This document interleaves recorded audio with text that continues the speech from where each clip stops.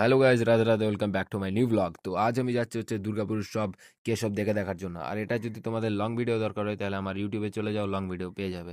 তো আমি কিন্তু একা যাচ্ছি না, আমার সাথে যাচ্ছে এই দুটো ফ্রেন্ড, আর যাচ্ছি হচ্ছে আমি। তো তিনজন গাইজ যাচ্ছি, তো তিনজনে ভাই ফুল রেডি যাওয়ার জন্য। চলো। আর পেট্রোল পাম্প চলে গেলাম, আর পেট্রোল পাম্প যেয়ে ভাই ফিল আপ করিয়ে আমরা চলে গেলাম হচ্ছে চা খাওয়ার জন্য।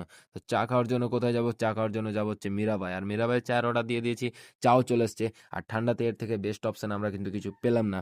তো চা খেয়ে আমরা বেরিয়ে গেলাম মেলা, আর মেলাতে যেয়ে খেলাম ডমিনোজের পিৎজা। তো ডমিনোজের পিৎজা তো ভাই মোটামুটি করেছে, খুব একটা ভালো না, খুব একটা খারাপও না। তারপর পপকর্ন কিনে চলে গেলাম আমরা মেন স্টেজের দিকে। তো গাইজ, এখানে যেই শুনতে পেলাম যে আর মাত্র 2 মিনিট পর আসবে কেশব দে। তো কেশবদের গান শোনো ভাই, এনজয় করো।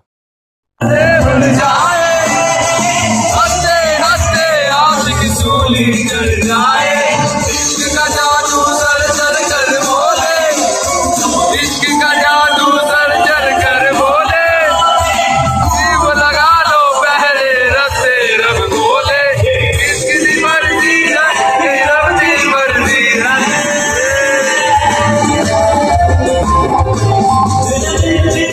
कैसा आज डरती है, तूने क्या कर डाला, मर गई मैं वो